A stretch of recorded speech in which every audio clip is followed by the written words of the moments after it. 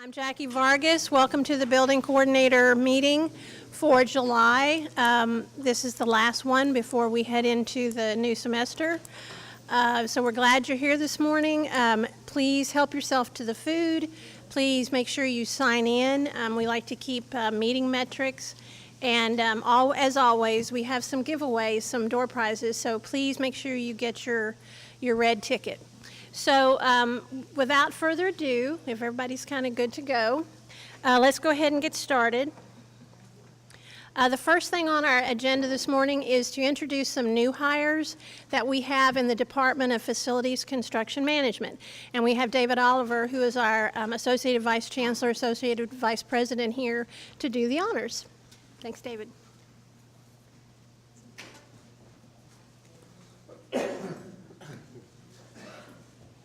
And to be heard, David, I will tell you, to be heard, all of our speakers need to stay sort of in this radius. All right. Well, I'm a loud talker, so I bet you I can make myself.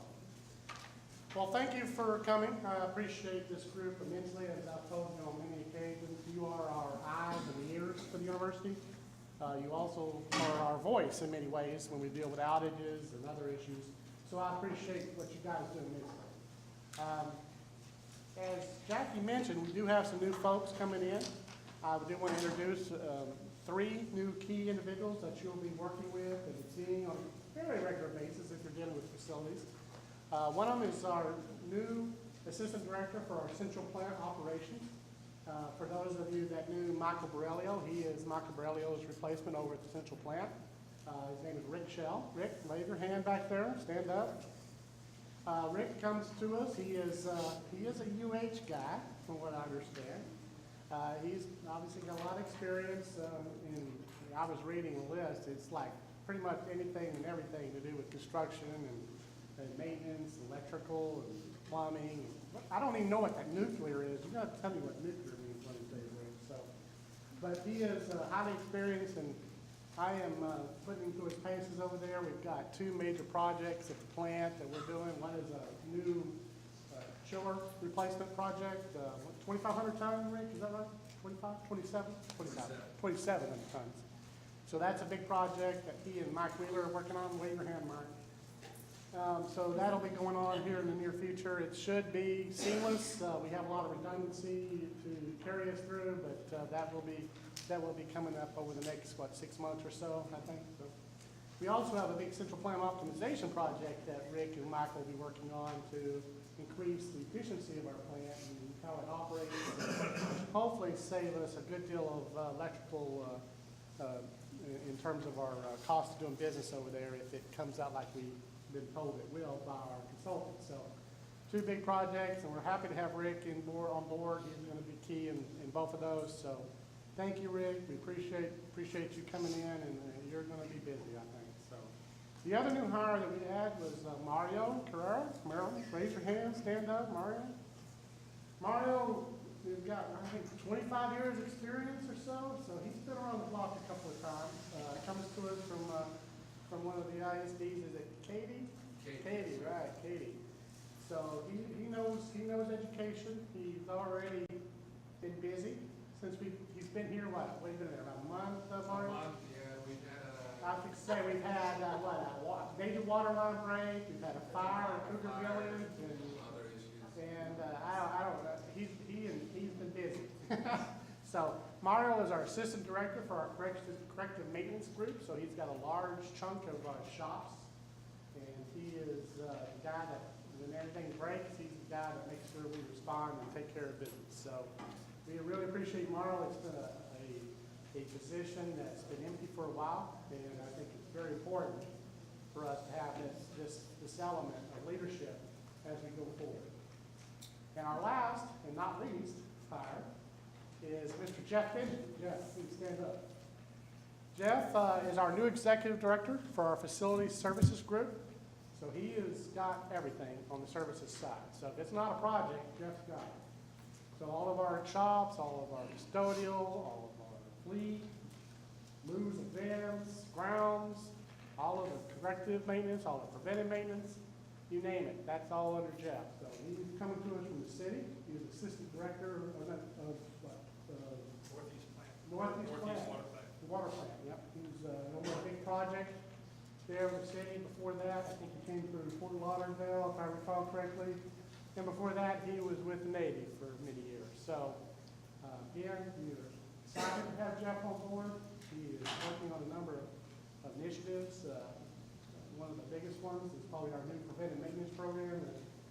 We have a vision for how we do preventive maintenance and how we get our folks in to look at things before they break and hopefully prevent them from breaking. So that is a program that is key to us in terms of how we do business. So Jeff's been working on that as well as a number of other items. I've already passed them up pretty hard, I think. So, but we're excited to have Jeff and Rick and Mario on board. We've got two other senior positions.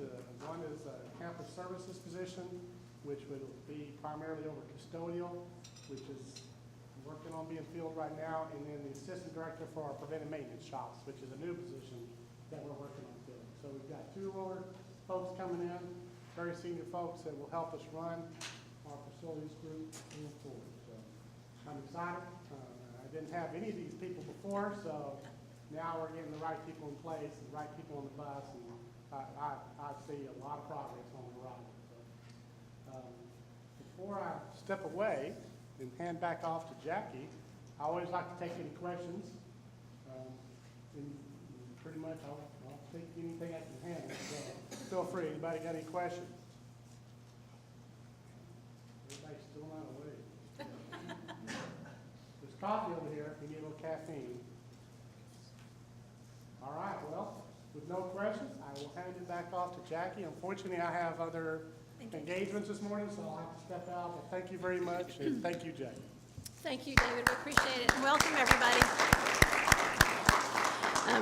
I can echo what David said. It's really nice to have these three guys on board, and we're in the process of getting some other of the leadership filled. So it's a wonderful thing, and it's great that it's happening in advance of the new school year. So one thing, so now you've met some of our new folks. We get requests periodically about org charts, organizational charts, and it's taken some time, but they have been developed and they are posted on our website. And so I was going to show you that. So hopefully it will help when you have questions or just wonder what the reporting structure is. We wanted to be able to share that with you. We're very, very happy to have that up and running. So the portal to this is through our facilities construction management main page. And as y'all know, we used to be called plant operations. With the entry of David on the scene, we became called the facilities/construction management department. And of course, within that department is facility services and FPC, so that didn't change. If you come to the main page, which is very easy to find, it's right after the EDU, it's EDU/facilities. And so we hope that makes it very, very easy. When you're looking for something, you can at least start at this portal. And of course, we, like all the other areas on campus, we have a banner which connects to news releases, social media, in an effort to try to just keep everybody posted on some of the really neat, cool things we're doing for campus and some of the very important things we're doing for campus. So if you scroll down, you'll see that there's a link to facilities planning, facility services, and to the Fix-It websites. To get to our org charts, you can go to About Us, excuse me. And so on this About Us main page, over here in the left-hand nav bar, there's the organizational charts. I want to show you, so each of the 4 areas within FCM, we have facilities planning, and then facilities construction, facilities services, and facilities business operations and compliance. My shop, customer service, building coordinator, falls under the business operations and compliance. You will note that there is a separate org chart for facilities planning. That has been a strategic move on the part of facilities to, it's still FPC, but there is a very distinct planning piece to FPC, as well as, of course, the existing construction. So to look at the org chart for Sorry, it's really hard to see. We don't have any names in it, but it's definitely geared to the positions themselves. We have David up at the top, and then he has an executive administrative assistant, Mary Miles. Many of you may know Mary. She's been here for a while. And then under that, you'll see there's an executive director for facility services, which is Mr. Benjamin. We have the executive director for facilities planning and construction, the construction side of the house, and that's Jim Wofford, and he's been here several meetings to present. And then we have the executive director position, planning and campus architect, and that's actually Krista Rick, who is serving in that position. And then we have the executive director for business operations and compliance. And as I said, the customer service function falls under there, as well as our IT contracts. We call it FBOC for the short name. We really provide support to FCM, to all of the various features of FCM. So I'm only going to show you this particular one. You can, of course, You can, of course, look, like I said, facilities planning. That's been fleshed out, and for each of these. And the business operations and compliance, as I said, so customer service, there's our IT, construction contracts, which is very key and very integral to getting anything taken care of from a planning and construction perspective. And then we have the MRO, which is Fastenal. That's our supply management feature. And then we partner with business services. And so in that group is the assistant director for business services for project accounting, George Ray. A lot of y'all probably know George, or you will have interacted with him. And then we have our HR feature, which is Victor Kalani. So we just wanted to show that. As I said, it's very easy to get to it if you just go to facilities. It's taken a while to get these developed, but we're really happy. I guess they've been on the website now at least for several months, probably. They'll change and grow, but we definitely wanted to share this with y'all just so you kind of understand the structure better of facilities, so you understand how we're helping serve you.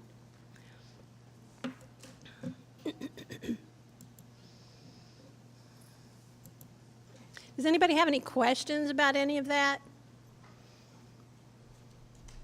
Okay, well, you know, always, if there's anything that you don't think of this morning, you're always welcome to write Jennifer or I, to let us know your questions, if there's anything we can do to help you. If we don't know the answer, which I think we're pretty knowledgeable, but we obviously don't know everything, we're always happy to reach out and try to connect you with the best person in facilities. So if there's no questions, then we're going to go to one of my favorite parts of the meeting, is the door prize. Did everyone have tickets?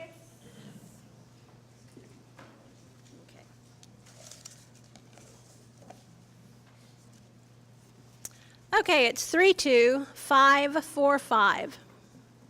545. Yay! And what we're giving away this morning are our facilities services pad folios, which it's always nice to have one of those zipper things you can take to meetings. I believe this one has a little calculator in it, which is always kind of nice too. And then what's attached to it is one of the umbrellas that we use as part of our swag, as part of our marketing, and they're umbrellas that are made, they're recycled from some, I don't know what the material is, but they're recycled. So we're trying to be responsible with our giveaways. So thank you for getting a ticket, so you got a free gift. That's cool. Excuse me. Okay, next up is we're going to have someone come and talk, and Jennifer McPhail. She's one of our planning project managers, and she's going to come talk about the core projects update, which is the $100 million project that the chancellor has really gotten kind of off the ground. And so Jennifer knows a lot more about it than I do, and so let's welcome Jennifer. Good morning, everyone. I'm Jennifer McPhail. I'm a facilities planner with FP&C. And I'm going to, I think most of you have probably heard about the core renovation projects. I'm just going to give you a little background on it and update you on the status. So the core renovation project, it's 6 buildings that the president has designated as the core of the campus. These are, they house over 25 departments, and it has a large number of offices, classrooms, and department headquarters. It's also the main buildings that undergraduates go through during their studies, so they will have a high impact on the students. These are also the buildings with the highest deferred maintenance cost. 2 of the buildings are 78 years old, and during their lifespan, a majority of these buildings have not had major renovations or upgrades, so they're definitely due for it. The total budget is roughly $100 million, and that was through HEAF funding. And the core projects, the buildings, are Agnes Arnold, Roy G. Cullen, McElhaney Science and Research 1, Old Science, and Science and Engineering Research Center. The 2 buildings in blue are Old Science and CERC. Those are in blue because they are currently under design, so we are working on these projects as we speak. CERC is mainly a mechanical system upgrade, and Old Science, we have a design firm on board right now. We're in early programming stages with them.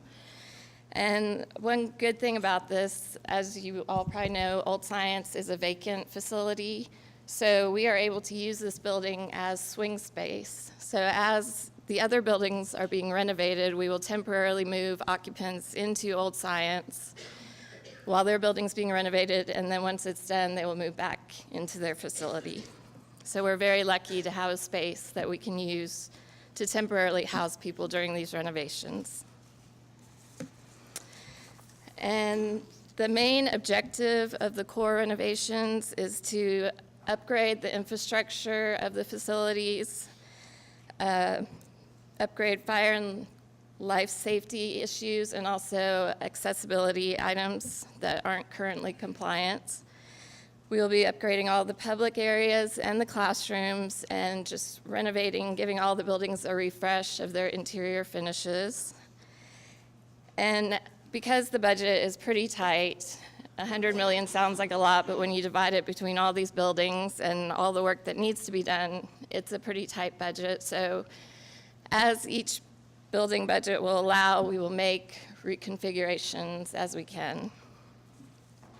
But it's important to note that really the departmental space will be net to neutral, so there won't really be more space designated to groups. Let's see.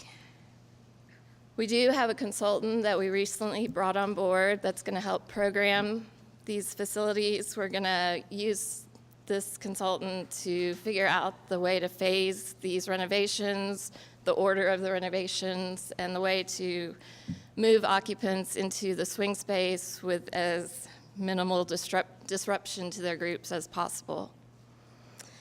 On the FPC website, under projects, we have the core projects listed. We will break that out and make it its own project page, so you can go to the FPC website and get updates on where we stand with the core renovation. And we will also be coming to meetings like this to update y'all regularly on the status of the buildings. If you have any questions, please feel free to contact me, and my number is there. Or you can ask any right now if you have any. Thank you. Oh. Is there any chance that some of these buildings may be partially used while renovation's going on? Yes, some of the larger facilities, we can't move everybody into the swing space, so that's where our consultant will help us figure out how to phase the renovations and move part of the groups in and do it in a phased. And we will be starting to reach out to different departments that are in these buildings to do a preliminary programming with everyone just to figure out where exactly their groups are located and what type of space they have. Anything else? Jennifer, what is the timeline as far as when those meetings are going to start? Those will actually probably be starting within the next month or so. So have a contract underway with the consultant, and one of our first steps is to start interviewing with the different stakeholders. All right, thank you.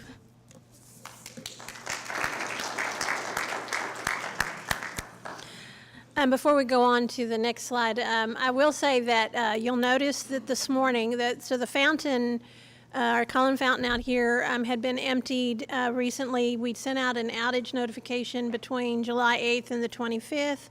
I found out this morning that it has been refilled and the jets are working.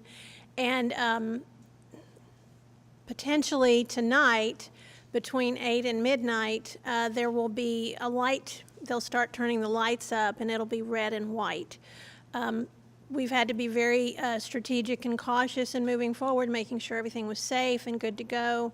But I think if everything goes well and it continues as it has been, then when the students return, they'll see the fountain working again. And I can tell you that we get lots of emails, lots of social media posts about all of these things. Our students, luckily, are very capable and opinionated and very welcoming with their interest in information.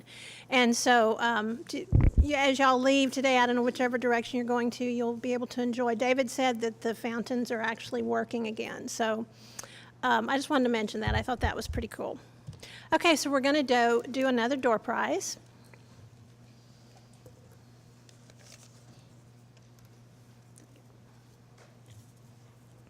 Three, 2, 5, 3, 6. 5, 3, 6. Oh,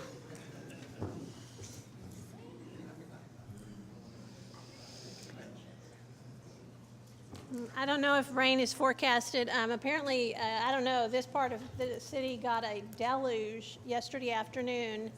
Actually, some fairly large limbs went down from some of the oak trees around our building. And I had to leave. I couldn't stay and wait it out, and I got soaked. My umbrella, the wind was really whipping. My umbrella went upside down, and what was really fun is then it caught all that rain, and so as I'm trying to open it, I thought I'd moved it farther out, so all that rain. So you now have a very nice another umbrella you can keep in your office. Hopefully you won't need it for a while, though. But that was quite a storm we had last night, or at least yesterday afternoon. Okay, so let's go ahead and keep on. We're going to have an update on the Cougar Substation project, and Dean Ruck is going to come up and talk to us about it.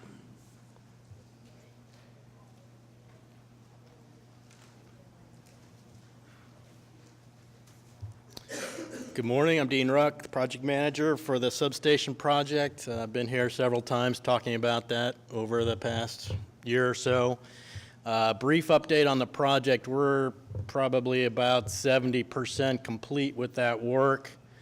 What that means is that we've done most of the underground infrastructure work, looping around campus, across health and biomed, and we've gone around the rec field behind the rec center now, and we're ready to cross the railroad and Spur 5.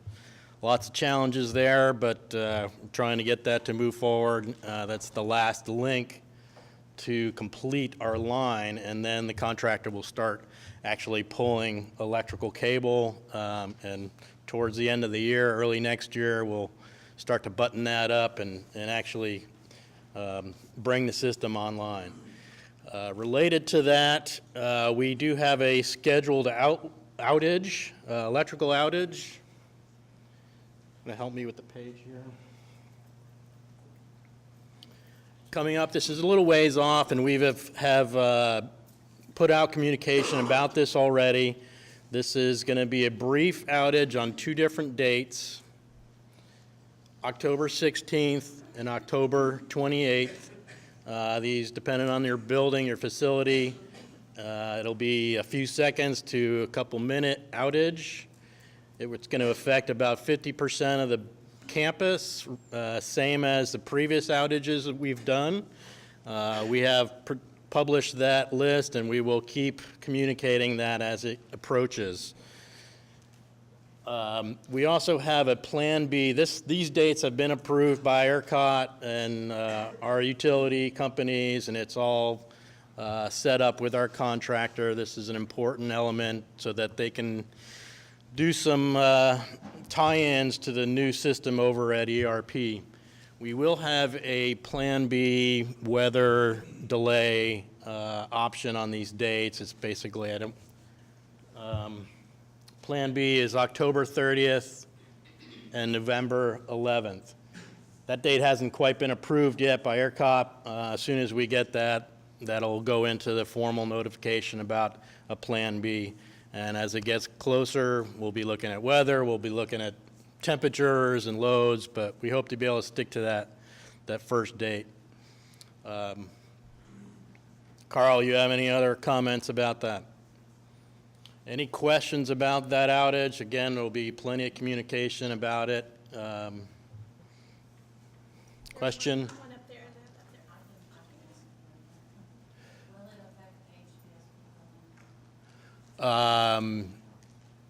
No, No comment? no, because it's on its own center point power. Yeah, not during this outage. Yeah. At some point, we will transfer over to the electrical grid from the center point power pole that's serving that area now, but not during this. We're targeting winter break for some other outages. The project's probably going to draw out till end of spring semester next year, but we're going to try to get some important outages done during winter break. Yes, ma'am. What are the procedures after the outage as far as getting our electrical back up? Because in McElhaney, every single time we have an outage, our air never comes back on. So Carl's shop is pretty diligent about going around with his crew to check systems, and we also need to rely on you folks to give us heads up where there are problems, potentially where you've experienced problems in the past. We can look at that. Obviously, there's a lot of buildings for his shop to get around to check, but we try to do that as quickly as we can, and just communicate with us if you're having problems when that happens. You said 50% of the campus might be affected by this outage. Are the buildings closer to the project more susceptible to being affected? No, it's not really a geographic thing. It's really dependent on what electrical feeders you're on now, and so we have to transfer from one transformer to the other, put all the campus on that, and relieve that load on the other so that we can do the work. We didn't put up a list here. We've done it in the past. It's a long list. It's hard to read, but it will be published, and we can get that out in the near future so everybody can have a heads up about it again, and we will keep doing that as it approaches. You have a question about a specific building? Bauer College. Bauer College, Carl, you remember? Sorry, I don't have the list in front of me either. Will be impacted? Yeah. Yeah, well, Bauer School, Business School? Sounds like it. Yeah, there's with that outage notification, there's a whole building impact list. That Yep. companies that you'll see how it's come out. So it'll tell you exactly which buildings are gonna be affected on what day and exactly what time. So my question for everyone is, I can certainly email you the outage notification so that we have a full list. My question would be whether or not we want to have those individual meetings again to talk about any concerns, maybe in August. So that's something that y'all need to decide and let us know if y'all would like to continue to have those specific outage notification meetings. I think maybe we schedule that for mid-September, just so people are back and getting settled into the semester. Dave, just for a little clarification on these outages, when they occur, they're occurring because of utility switching we're doing upstream, so they're very short duration, few seconds to a few buildings take a little bit longer, up to a couple minutes. But most of that utility switching is gonna occur either early morning hours or late evening.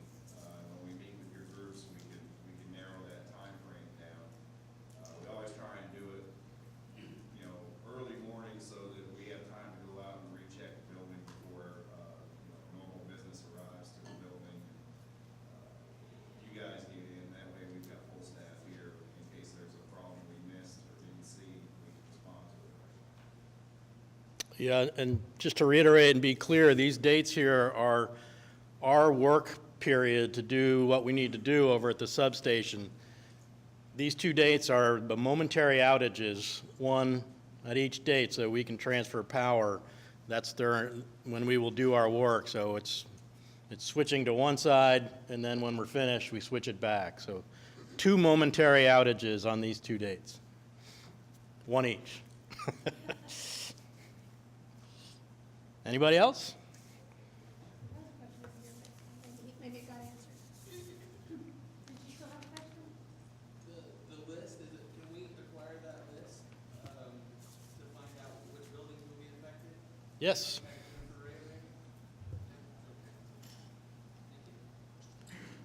Do you want to publish that? Because we've sent that outage notice out, at least as a preliminary already, and we can do it again. Like next week? Okay. Am I next?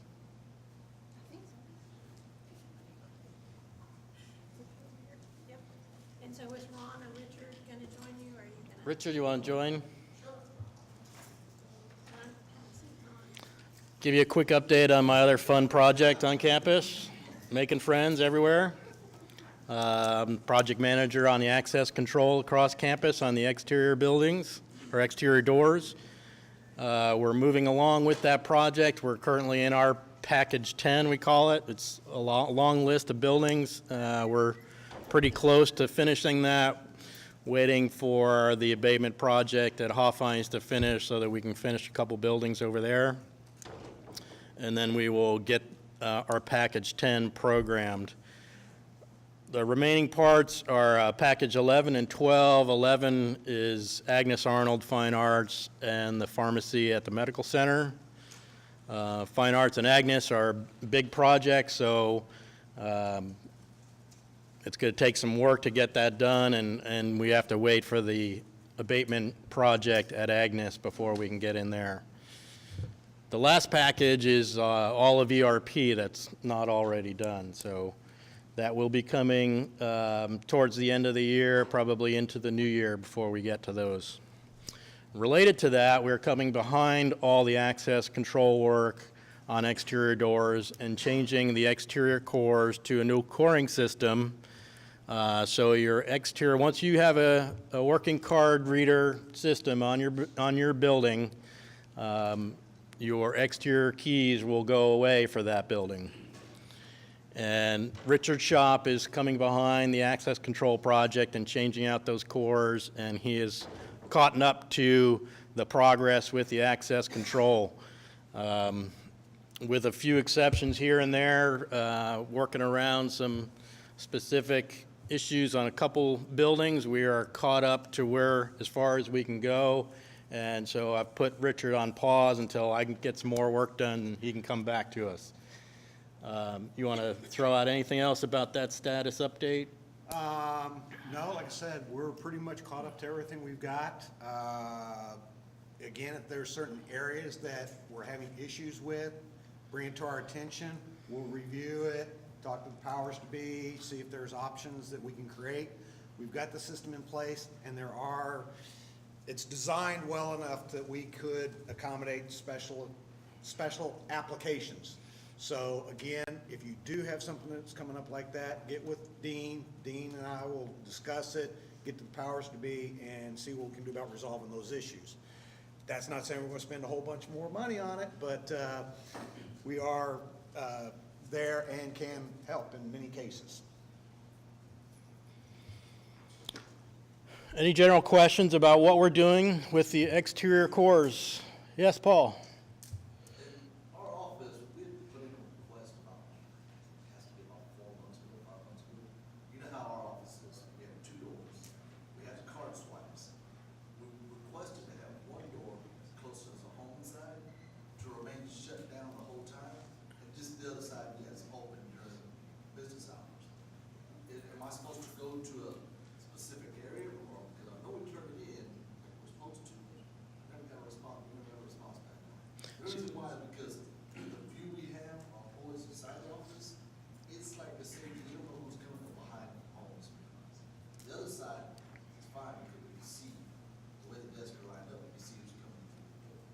So I'll call that your back door, whether that's accurate or not, but you want that to be locked at all times. At all times, it is. And it's electrified with a reader? Yes. It's a simple programming item. You can talk to Ron Harris, and he can, as soon as you can catch him, We've tried several times. send me an email. We'll get, what do you mean you've tried? You've tried contacting Ron? Okay. He's a one-man shop trying to do this whole campus. Send me an email, we'll get it done. Yes, sir. Dean, we have a double door on our studio that was record, and now we cannot lock it during the day. And oftentimes the door, falls open and remains open overnight. Is there some way you could get us an auto closer, or can we return that to a core that we can actually physically lock? This is on the This is on the double- campus side double door to the studio. Yes, at the Lansky Funston Communications. I've heard of that. So is it a physical problem, or is it just doesn't have a closer? It's a physical problem. We can get the lock shop to look at the doors if we need to add a closer. I called those gentlemen, and they came over and looked at it, and they said, anything that we do, you'll have to pay for. Well, if it's a door adjustment, I'm not sure that's true. We should be able to take care of. Send me, did you know if you put a work order in on that? I did, I think it's been cleared, but I'll be happy to send you or Mr. If you Rudd would, an email. please, I'll follow back up on it. Great, I appreciate it, thank you. Not a problem, anytime.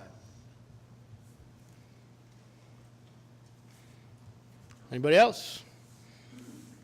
Exterior cores or card reader questions? Thank you. Thank you so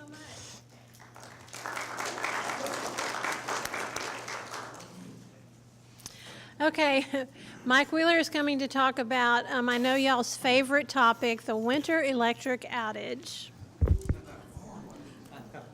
I know this is exciting, and we're back again. You've heard it before. We try to plan all of our major electrical outages and work during the winter breaks. This year, we're going to try to dovetail with Dean's project and try to coordinate those so we don't have an outage one weekend, and then he's got a project outage. So that's one of the things that we're going to be contacting the guys that are going to be impacted by these winter work. Right now, what we've got planned are the two projects that we didn't get to last year.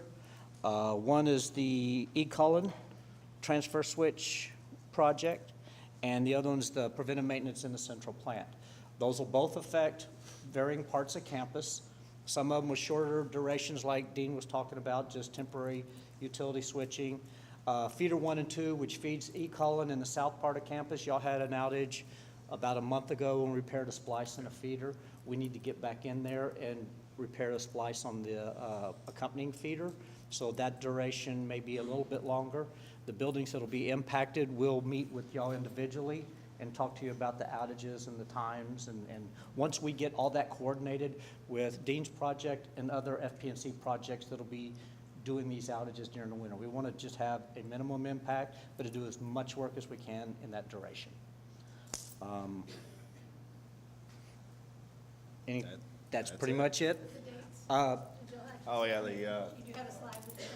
Oh, I didn't know we had a slide with the days. it'll be Okay. the traditional 27th through the 30th, like we planned for in years past, 2 days after Christmas. It's typically 3 days worth of work. We request the 30th as a backup day in case we run into weather or, extended duration of finishing things up.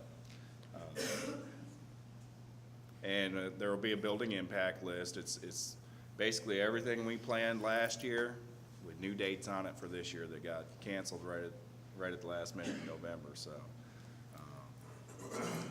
That impact list will be updated. We're gonna try and shorten some durations for some buildings that last year we're gonna see some pretty lengthy outage time, and we're working right now to try and minimize that some more. And we'll hold meetings with each individual group like we've done in the past, research buildings, residence life, auxiliaries, and smaller scale meetings to discuss how your buildings in detail will be affected. Any questions? Nope. Yeah. Ah, we were so close. I'm good, I'm good. It has nothing to do with the winter outage. Fantastic. My question's as follows. I know yesterday we had a situation where last minute notification regarding electrical, needs regarding CenterPoint. Yes, sir. So we started expecting that more and more during this, because it's honestly getting hotter and hotter. Yes, but here's the deal. We don't know until, you got the notice 1:28 for a 2 o'clock? Yeah. So we get about 20 to 25 minutes notice. During the day, we get an email that says there's a high probability of this happening, and a lot of times it doesn't. Yeah. And then all of a sudden, we get the email and it says, you're on the clock. And we're scrambling, trying to get that done, the communication out. Yesterday was I'm not gonna say a perfect storm, but we had people in various areas that we couldn't get communicated. So we're gonna have a meeting on that and try to work that out. One of the other things we're looking at long-term in the future is to have some of these electrical upgrades done to the buildings so that we can actually switch them off, and then y'all won't notice the impact, and we can still participate in the program. That's Mr. Oliver spending a lot of money that we may not have scheduled and budgeted right now, but we're looking at different ways of doing that. One of them, hopefully, with the money we save from the central plant energy, we can take some of that and put it towards this other thing to see bigger gains. So I'm assuming once this larger project, we go to the new substations, won't become null and void issues. No, not because really. this is a load shed program that U of H has agreed to do their part for the Texas grid electrical system with ERCOT and CenterPoint. It's not so much our stuff. When they get into these peak loads, they only have so much generation out of their plants, so it's the agreement that we'll drop a certain percentage load to help them out.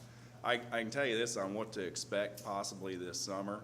You know, we don't have any control of when it comes, but typically, historically, you know, it's usually 1 or 2 times during the summer.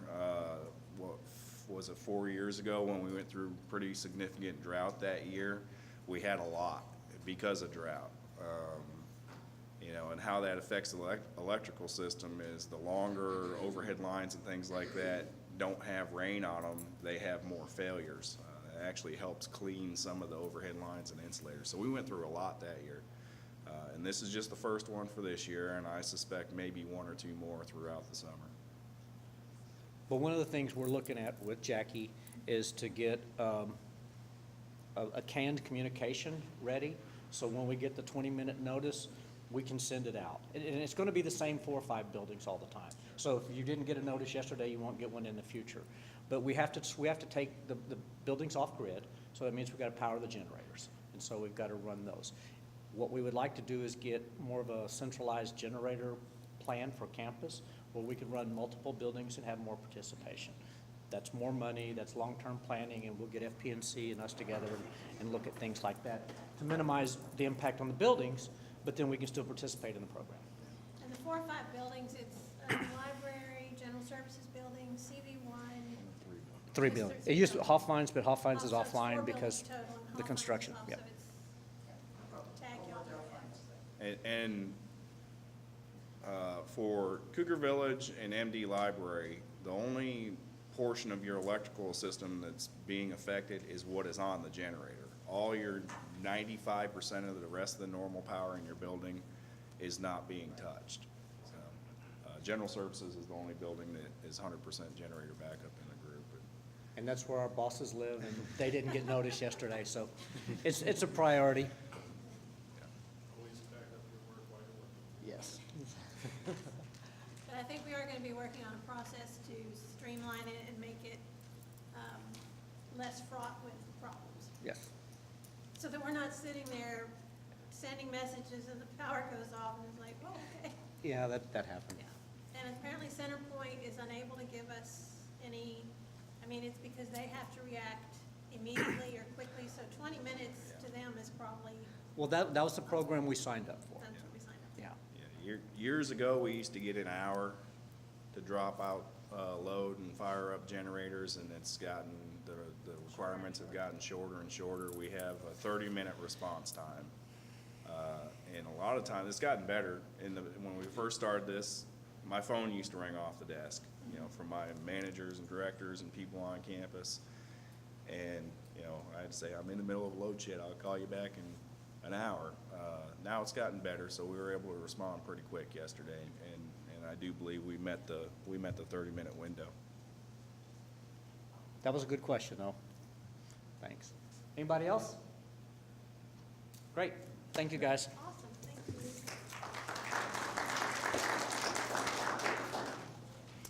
Thanks, guys. Okay, so Roland Bourquet is going to come up here and talk to us about several programs that he is managing in the Key Access Services area. Morning. A couple of things I'd like to talk about coming right up. I have a new assistant in my office, Savannah. Cindy is no longer with us, so if you don't get me, please feel free to talk to Savannah. If she puts you on hold, she's probably asking me a question, which is great, and I appreciate that. And I appreciate y'all bearing with us till we get her fully trained. One of the other things I really want to talk about, the main part of our Key Access Service site is back to school. Right now, the turnaround for Keys is a half day to a day, depending on when it's approved by the certifying signature.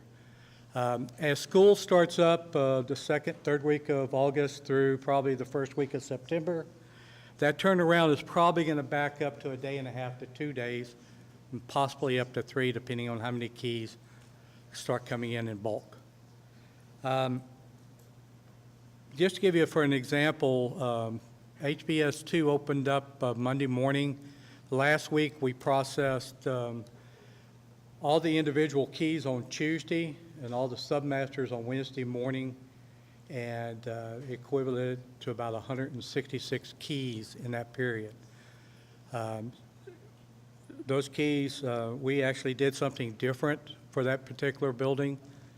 I'm almost scared to discuss it, to start a riot, but if you have a mass lock change in your building, this went very well if we can get it scheduled. We actually took our services to the building instead of the building coming to us to pick up their keys. It worked out very well as long as we have wireless internet and a place to set up. It needs to be a mass key lock change in order for that to happen. It can't be just 5 or 10 people or minimal process. One of the other things I want to talk about is with school starting up, PeopleSoft numbers. Some of y'all have already experienced it as of this week, last week. I'm being told that PeopleSoft numbers are not in the system until 24 hours after they pick up their Cougar card in order to order keys for. Some departments seem to be able to get them in and force them through, and I'm not sure how they do it versus what some other departments do. But please understand that if you go to the key request and you punch in that PeopleSoft number and you get an error message, 90% of the time it's going to be because that number is not active in the key module, and it takes that time period from once they pick up their card. We were forcing that PeopleSoft number in the system, and then we kind of got in trouble with HR and IT. We were creating some issues, so we're not able to do that any longer. If that person has already picked up their card and you still can't get it in there, please use the help form to email us and let us know that there is a problem, either with the PeopleSoft number or building or a room not in the system. Sometimes we do run into an issue when there's a remodel and you add a room and that room's not in the system.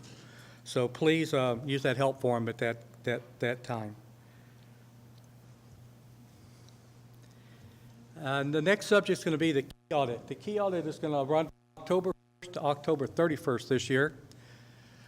It will be loaded the 29th of September so that the certifying signatures can start assigning auditors on the Monday when you come in. Last year, we only sent it to the CBA, DBA primary. We had a lot of departments that either that person was off or could not get it assigned for some reason or another. So this time, we're actually going to send it out to all certifying signatures for that area, whether you're a primary or what we call a 99. That way, you know, not only help with the primary assigning people, but then each person underneath that can assign assistants, people that assist with it. Another thing that's going to change, major change with the key audit this year, there is not going to be a lost key column. That was the first year only. We had a significant amount of keys that were marked lost, which is fine because that's what we wanted to do. We wanted to clean the system. We wanted to get the right information in the system to assist not only the departments, but to assist with actual key control. So that's not going to be there this year. Hopefully that if anybody has lost a key, that you are following the proper process as far as going through University of Houston Police Department, getting a case number. And that does not matter whether you have a Harris County, an individual police department, any other ones. You still have to have a UHPD case number. The reason for that is because when the police department gets that, they are then notified, of course, and are aware that a key is lost in a particular area. In case there's a break-in or something's missing, they can revert back to that. The column it used to say employee unavailable, that's going to be removed. The column is going to be employee unavailable is going to be removed. The reason why we're doing that is because a lot of departments put that in, checked it last year, and it didn't allow the audit to be completed. So if an employee is on FML, if an employee is out for the whole month for any reason, the way we're wanting it to be handled is to go ahead and physically check the boxes so that the department can be completed. When that employee comes back, please get with them, verify their keys, email me, and then we can make the changes from there if something is wrong. On every certifying signature toolbar, when you go to the key request, you have a key manager tab. You also should have one that says key audit report. And that is going to tell you, you can run a report for that individual to see exactly what keys they have. And that should be there. If you don't have it, let me know, and we'll get you set up with it. One more thing that's going to change on that is going to be a caution message. We had several instances last year where you collect it and you had to go back and make a change. That's still going to be the same this year, but you will get a caution message this time. When you click it, it's going to ask you, are you sure you want to submit this request? Lost keys, and that's the email that you're seeing. Lost keys are a big issue. So far for this year, since December, we've had 88 lost keys with 4 submasters in that total. Now, you might not say that's a whole lot of keys, or that's a big number. The problem is not the amount of keys that it is, it's the security level of those keys. And that's where it comes into play. What we have developed internally on our side that you will see up here is a process that we're going to be reporting to our executive directors. And it's not been approved yet. It will be hopefully approved Monday or Tuesday. But I wanted to kind of give you an idea of the email that you, as building coordinators, are going to be included in. This email is going to go to certified signatures and building coordinators if it's an individual key. And if it's a submaster key, it's going to be automatically generated to the dean and to the certifying signatures. And the reason why we wanted to go to the dean is because the dean has to sign off on a new key to get that person a replacement key anyway for a submaster. And of course, if it's a building master, they'll of course get this also. Every time there's a lost key, and it's to a lab or to a classroom with equipment, there's about 8 or 10 emails that are generated, going back and forth, trying to get a clarification of what's actually in that room, the valuables.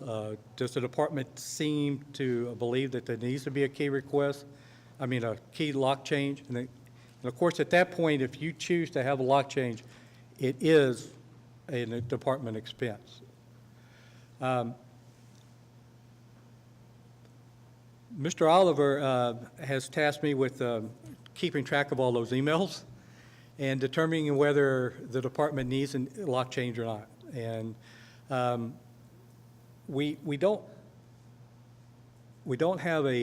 have not had a proper policy or procedure or anything as far as lost keys. And so what I'm trying to develop is something that everybody can get the same information on. If you'll notice the yellow highlighted part, and that's kind of where it's a touchy situation, and I understand that. The reason why we're doing this is because we don't want someone to come back 6 months from now and say, well, I was never made aware of that there was a key lost. And then we want the departments to make the decision to whether you want a key or lock change or not. But we don't want anybody to come back and say that somebody broke into that office and stole a computer. So if you choose not to have that done, that's perfectly fine. That's up to the departments. We're not insinuating that. We're not pushing for that. But we do want to make everyone aware that by agreeing not to have the locks change, the department is taking the responsibility for that particular room or that area that the key was lost in. Now, recommendation automatically is for lab areas, classrooms with heavy equipment, security type areas, yes, to go ahead and change those cores. The reason for that is we want to make sure that that area is secure, y'all feel secure about it, and that everybody is comfortable with the decision that was made. The location down there, as building coordinators, you might have 4 departments in your building. And the reason why we're trying to make the building coordinators aware of the lost keys is so that you could help and assist the department in making those decisions. You might go see it and it's just an empty classroom, or there's a chalkboard in it or a whiteboard or whatever, and no, it's okay. But once you click the location tab down there, it says click here, it will actually give you the list of rooms that are associated with that key. And hopefully we've made it pretty user-friendly. We do ask, of course, that, we're going to ask for a response on it so that we'll have it for record. Yes, sir. Could I ask, because I've been in this position, and the dean will call me 2 seconds later, where it says below, you'll find the information you may need to determine the best course of action. Could one of those be a generic approximate cost for key replacement or cylinder replacement? Because they're going to ask, is this a $5 charge or a $500 charge? The current charge for a core is $10 to replace the key fits. I'm sorry? $30 to replace the key fits. $10 for a key. $10 and $30. Okay, $30 to replace the key goes, $10 for the key. Each, right. So if that key fits 2 doors, that's $60 plus the key. Okay.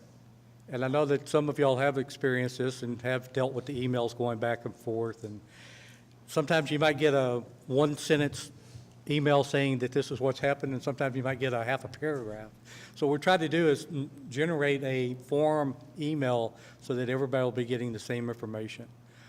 This is going to be saved on the main U of H server so that we'll have documentation and not just on my desktop. So one of the other things I just want to give you some information on is that I'm very proud of. For instance, fiscal year 15 to 16, we issued just 5,700 keys. So far this year, September 1 through this morning, we've issued over 8,200 keys this year. To me, that's an accomplishment. And that only includes MRMB building and 2 floors and HBS 2. 2 floors, not the whole building. So that's quite of an increase in keys. Some of that is due to the key audit that we did. You got rid of a lot of keys that you didn't need, and hopefully got the right keys that you do need now. Is there any questions about the audit or about the? Thank you.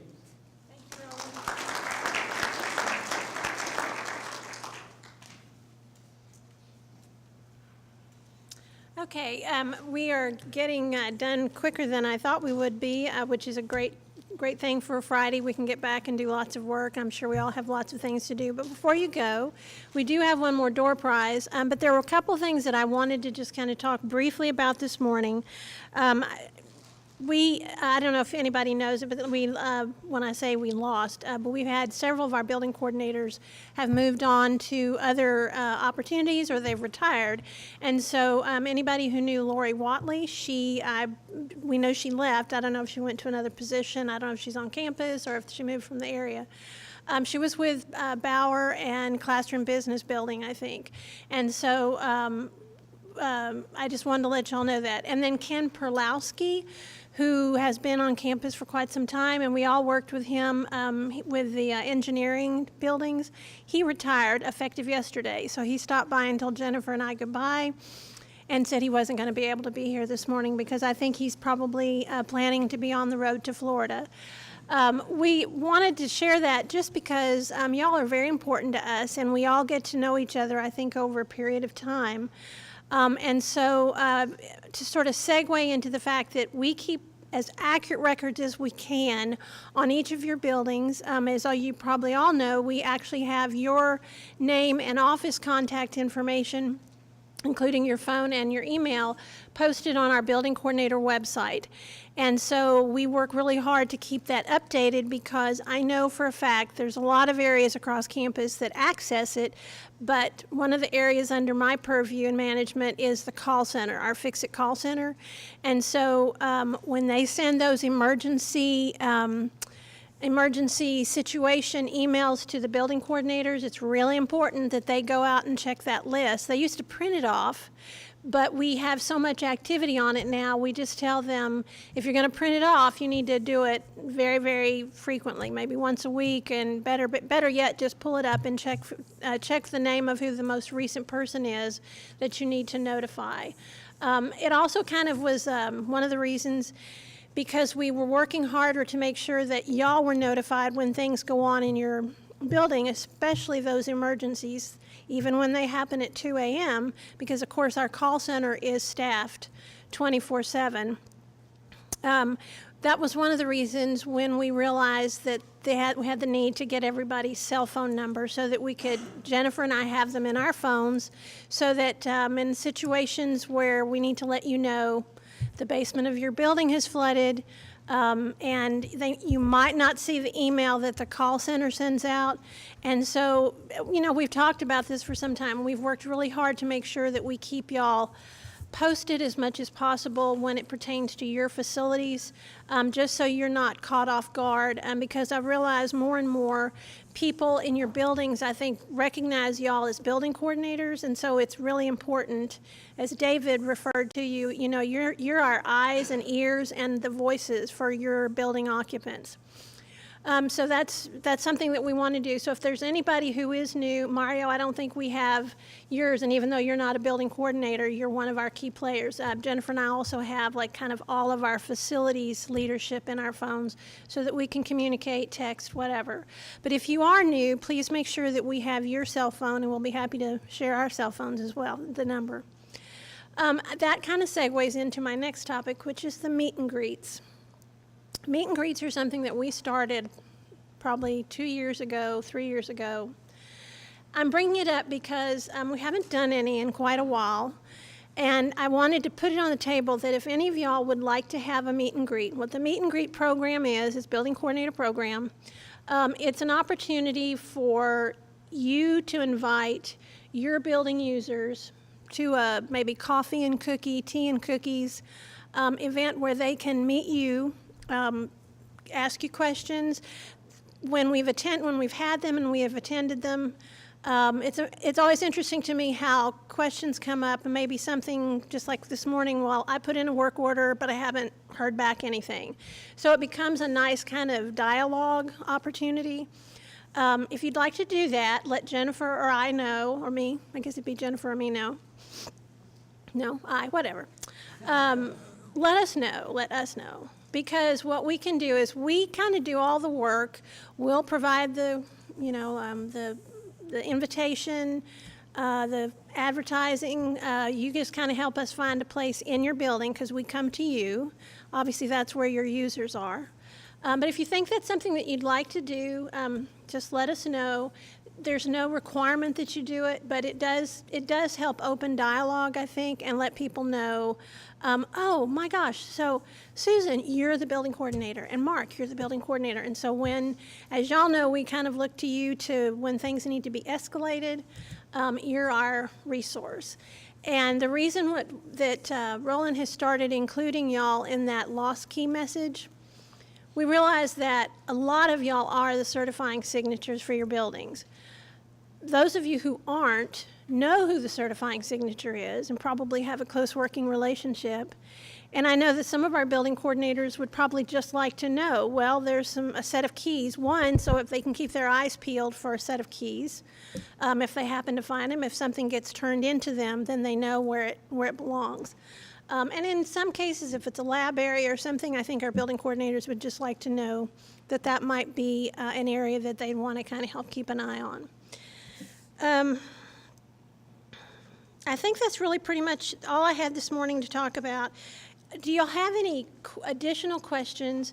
If there are topics that you would like us to cover, I don't care what it's about, we'll be happy to cover it. If you'll let us know, you can shoot us an email, and something that maybe we haven't covered, something that you would like us to have come talk about. One of the things that's going to be coming probably maybe at the next quarterly meeting is we've actually been undertaking some assessments. And y'all actually helped complete one of the assessments. It was sort of a broad scope assessment of facilities. We've been doing some others. And I'll be sharing some of that information just so you kind of know what each of y'all probably said, those of you that were able to respond. And what the campus in general has said about facilities. We had a lot of really good positive comments, but we had a fair share of negative, and the negative, of course, are always difficult to see, but from that will come programs and initiatives that we hope will make our services better. So unless anybody has any parting questions, we're going to do one more door prize. Okay, really fast. Sure. Okay, so I am listing about 3 action items that I'll go back. The list of buildings for the winter outage, list of buildings that we're gonna have for the Cougar substation outage, and then we're gonna talk about the electric curtail, shed load, and the protocol for that. I'm gonna include those probably in the building coordinator corner email so that you don't get multiple emails, but that means you do have to open and read it to make sure that you understand all of the buildings that will be impacted by those couples that are coming up. So I'm just letting y'all know so that way you know where it's going to be coming and you can try to pay attention. My goal would be to probably send that at the end of next week. We also want to let you know the water bottles on the table, the carabiners and the peppermints are for you to take if you would like. You're welcome to take them back and share with anyone you would like to. And you're welcome to take the ones from the other tables. If yours at your table gets taken, please help yourself to one of those. It's always nice not to carry a lot of stuff back. But I want to tell you all again how much we appreciate everything you do. And I know you do get a lot of communications from us, either Jennifer or myself personally, or from facilities communications. We do that we know you're busy. We know all of y'all are swamped and get inundated with emails. But just know that when we do send that information, it's because we really feel like it's something that It may not necessarily pertain to your building, but it does help keep you abreast of what's going on, services we're doing, new people, what have you. So if there's no other questions, before you go, we're going to do one more door prize. $32,540. 540. Awesome. And thank you all so much again for coming.